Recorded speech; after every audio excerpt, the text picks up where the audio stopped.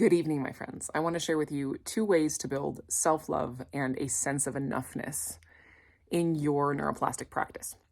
This is pretty easy, pretty straightforward.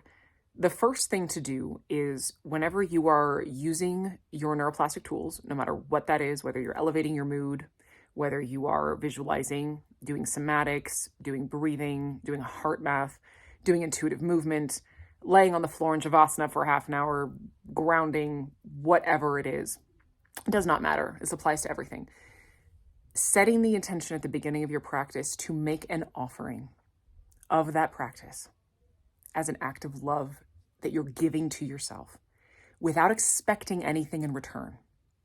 This is something I recommend doing each time you practice until it becomes a habit, until it becomes an inner posture and a neurological habit that when you are using any method of regulation, it is a direct and clear gift of love to yourself where you're not expecting to feel better, to feel calmer.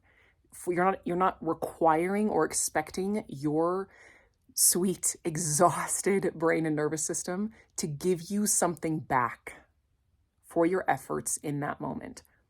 And this takes a lot of trust and faith in the science. I know that it's not easy to do this.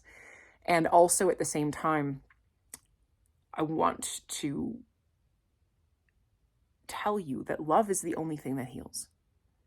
And if we are approaching ourselves from a position of, I'm only loving you if you give me something back, if you give me what I want, if you make me feel better, I'll only do these things if there's some specific outcome I get from it, then we aren't going to get that from our systems. Our parts and our inner child know better, just like actual children. They know our intentions. They see straight through us. Our limbic systems are the best accountability buddies in the world. They know what's up. So that is the first thing, is whatever you're giving yourself, and even if it's, you're elevating your mood, whatever you're doing, it is a gift that you're giving to yourself, and you are not asking for anything in return.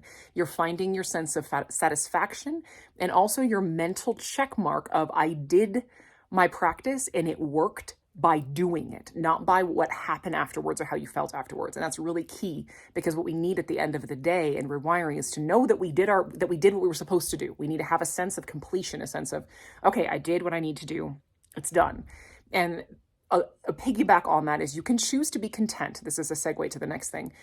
Building that enoughness, part of what that can be is when we are dysregulated, we feel a tremendous need to fix it. And that is just part of being dysregulated. We don't feel okay. We want to make it better. We want to feel okay. And what that can look like for most of us is this really intense pressure to do more practice, do more regulation, find more information. It's just a lot of pressure. And when you choose an amount of practice, I encourage you to choose between 5 and 25% of what, if you have a pushing and perfectionistic kind of pattern inside of you, choose about 5 to 25% of what you think you should be doing or what that part of you is driving you to do, and commit to that and decide for yourself, I'm going to celebrate and decide that it is enough if I just do what I've decided to do. If you're doing something like DNRS, that could be doing like one visualization practice a day for 15 minutes and like 15 minutes of mood elevation. And that's it. That could be someplace to start as an example of what that could look like, instead of doing a full hour plus elevating your mood for 3 hours and, trying to catch all of your negative thoughts and all of that. A lot of times that's just overwhelming. And remind yourself that the brain responds to consistent, slow change. When we pressure ourselves, we tend to overwhelm our systems and actually end up sliding backwards, or it can backlash. Not all the time, but that does happen. So come to yourself with an offering of love and choose a quantity of practice that you can hit every day, no matter how small that is, and then just celebrate yourself to no end for hitting that mark and say, I'm so proud of you, self. You did a great job. You did it. That's all we need to do. And that's it for now. And then once you get accustomed to that, you can increase it. Love you guys.